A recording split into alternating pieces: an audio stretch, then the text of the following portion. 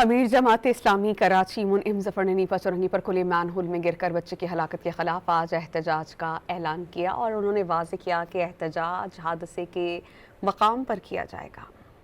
2024 میں بھی اور 2025 میں بھی 15 سے زائد لوگ جو ہے وہ گٹر میں گرنے کے نتیجے میں بچے اور اسی طرح جوان اپنی جانوں سے ہاتھ دھو بیٹھے ہیں۔ آپ مجھے بتائیے 21ویں صدی میں انسان چاند پہ جا رہا ہے اور ہم گٹر کے ڈھکن کو مین ہول کور کو رو رہے ہیں۔ یہ تو فیلئر ہے حکومت کا جو 17 سال سے صوبے پہ برسر اقتدار ہے۔ کل نیپا کے اس مقام پر جہاں یہ حادثہ پیش آیا ہے جماعت اسلامی احتجاجی مظاہرہ بھی کرے گی۔ ہم اس شہر کراچی کے لوگوں کے ساتھ ہیں۔ امیر جماعت اسلامی کراچی منعم ظفر نے نیپا چورنگی پر کھلے مین ہول میں گر کر بچے کی ہلاکت کے خلاف آج احتجاج کا اعلان کیا اور انہوں نے واضح کیا کہ احتجاج حادثے کے مقام پر کیا جائے گا۔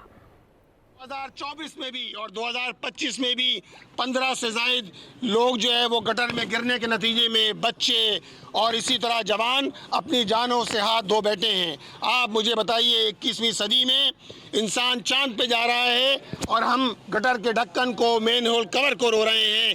یہ تو فیلئر ہے حکومت کا جو 17 سال سے صوبے پہ برسر اقتدار ہے۔ کل نیپا کے اس مقام پر جہاں یہ حادثہ پیش آیا ہے جماعت اسلامی احتجاجی مظاہرہ بھی کرے گی۔ ہم اس شہر کراچی کے لوگوں کے ساتھ ہیں۔